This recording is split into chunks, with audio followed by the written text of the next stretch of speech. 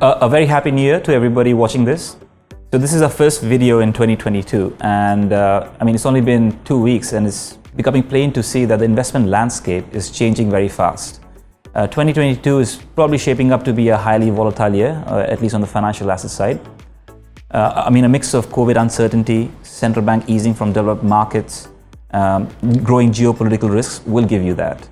Now, we'd entered 2021 on our fixed income book being underweight duration and overweight credit, which frankly played out pretty well because US high yield was probably the only asset class that gave positive returns within the fixed income space.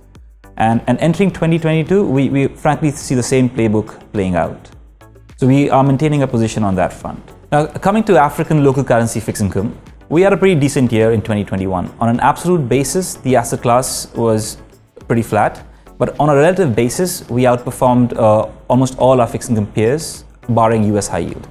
Since we launched the fund, the African Domestic Bond Fund in 2018, we've seen the story play out year after year after year.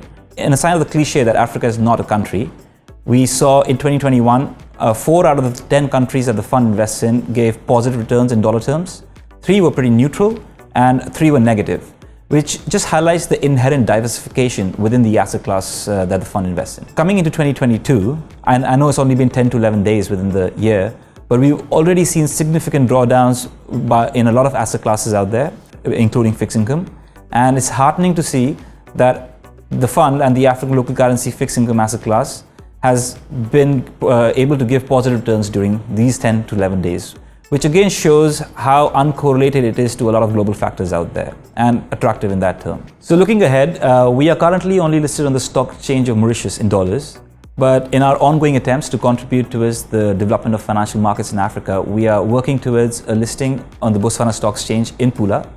So please look out for that and feel free to reach out to us if you have any questions. Thank you.